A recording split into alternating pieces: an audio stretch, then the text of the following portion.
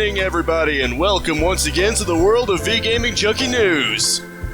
In the wake of my ongoing plans to eradicate all dross in the universe, there's nothing but pure gaming-related meatiness.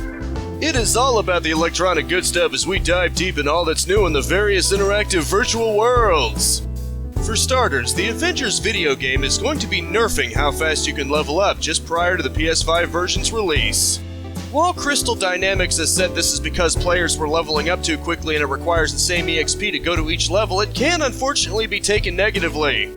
This is due to games like Anthem that seem to have had funny business in the past with gimping things like getting stuff too quickly to encourage use of microtransactions and the simple fact that the Avengers is having trouble with player retention as it is. We shall see what effect this has on the player base going into the future. So in other news, Epic Games is purchasing Tonic Games Group. The reason this is so significant is because they're the parent company to Tonic. For those of you who remain unaware, Tonic just happens to be the company that made Fall Guys. Don't worry, Fall Guys is stated to still be on Steam, quote, for the time being, unquote, as well as going to Xbox and Switch. The Verge actually pointed out the funny thing about the game being based on the Unity engine, a competitor to Epic's own Unreal Engine, but that shouldn't be a big deal. It'll certainly be interesting to see what effect this acquisition has, both for the future of Fall Guys and for any future games the company decides to make. For our next news story, Frogwares has accused someone of pirating the Sinking City to turn around and sell on Steam. While you may be thinking this sounds typical of many bootleg ventures and probably not worth a news story, what's shocking is that the accused in question is the game's own publisher, Nacon. Game Informer reports that Nacon took Frogwares to court at least twice to make new master copies as per contractual obligations, and the French courts turned them down. It would appear that they resorted to flat-out stealing a copy to distribute through Steam themselves.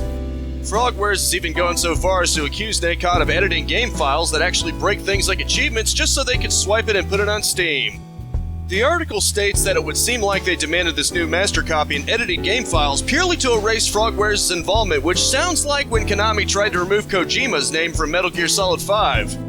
Nacon, of course, denies any wrongdoing and sees it as obligations that are being unfulfilled, but we'll have to wait and see how this goes. In other news, Valve has given up on Artifact.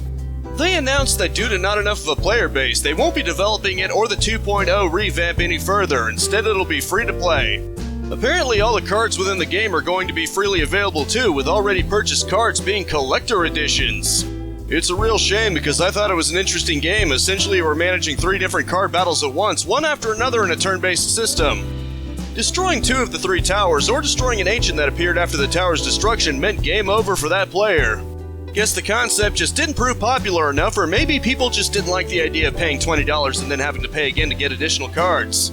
Either way, rest in pepperoni's Artifact. Maybe going free to play will help its player base, and I suggest giving it a try if you're at all interested. Now for something a little funnier and lighthearted, it seems former President Trump is ranting about Super Mario 3D World and Bowser's Fury.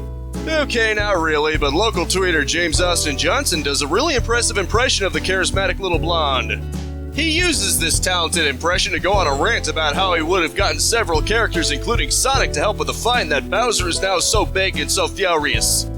Regardless how you feel about Donald Trump, his former presidency or otherwise, you gotta appreciate a good gag and be impressed at just how good this guy pulls off the voice. You know, he's just terrific. Best voice actor I've ever seen for Donald Trump. We're gonna make Donald Trump impressions great again. Yeah, I know, my impression of Donald Trump is atrocious, but whoever said everything about politics had to be so ugly? So it would seem there was a trailer about the Elden Ring leaked online. It's the latest Soulsborne game in the works by From Software, and it looks to be shooting for a medieval fantasy aesthetic. I know, it's not exactly surprising, is it? With the exception of Bloodborne and Sekiro and Ghost of Tsushima, just about all of them do that. Still, it looks pretty interesting, and thankfully it's also coming to Xbox and PC, so this one isn't Sony exclusive. I assume taking what they've learned with the PS5 remake of Demon's Souls, it looks pretty damn good, at least from what I can tell in the footage. Since it's based around a ring and all, maybe there will be some homages to Lord of the Rings. You know, like the curse rod at Greatwood in Dark Souls 3. All I'm saying is you shall not pass. As a self-proclaimed obsessed lunatic with Dark Souls 3, I await with bated breath. It goes right next to Zelda Breath of the Wild 2 and Metroid Prime 4 under upcoming games I'm actually excited for. Well, AAA anyway. So there was actually an interesting proof of concept multiplayer demo of Pokemon Go for the HoloLens. The HoloLens is a set of goggles by Microsoft that has augmented reality on a screen, basically like the ill-fated Google Glass. We'll have to see in time how successful these HoloLens are, but I'll admit that part of me that finds the idea of actually having Pokemon battles with people in real life to be amazing. Whether this actually leads to anything concrete, we'll have to see about that, but this definitely shows some potential. And speaking of Microsoft, it would seem Phil Spencer is a fan of Nintendo. Well enough so that he actually appeared in a 5-part documentary all about Nintendo. He's quoted as saying things like a compliment about Nintendo creating a safe and family-friendly atmosphere, as well as their hardware innovations, both good and bad. Amusingly though, he didn't quite understand the N64 controller. I'll admit it can be a tricky beast to figure out, but from what I've heard, you're only meant to use 2 aspects of it at any one time. Most often, it would seem, the analog stick and face buttons were to be used for 3D games, with the D-pad substituting the analog stick for 2D games, but I can see how it would be confusing. It was certainly a weird way of tackling things, the whole point is to only use 2/3 of it at any one time, but hey, early 3D generations were awkward for a variety of reasons. Going back on topic real quick, it's really nice to see Microsoft playing nice with Nintendo. Maybe Sony will one day take the hint it took them forever just to adapt crossplay. And as always, from Games Radar's own page, it's time for the next week's round of release dates. Starting in the 8th, we've got The Elder Scrolls Online Flames of Ambition DLC for Switch and PC. Apex Legends comes to Switch, and Watch Dogs Legion's multiplayer mode comes to PC, Xbox, and PlayStation new and old on the 9th. The 11th starts out with Cyanide and Happiness Freak Apocalypse Part 1 for PC and Switch, and Hyperscape Season 3 Shadow Rising for PC, as well as Xbox and PlayStation old and new.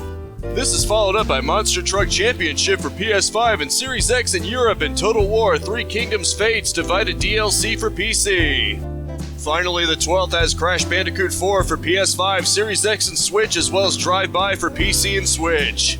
This week's epic freebie until next Thursday is Wargame Red Dragon, looks to be a real-time strategy game. And as always, that rounds out this news week. I truly hope you enjoyed and were well enough informed. And as always, I Let's Play every single day, 10 a.m. and 2 p.m., live stream Mondays and Fridays unless otherwise specified at 4:30 p.m., and these news programs are Sundays at 6 p.m.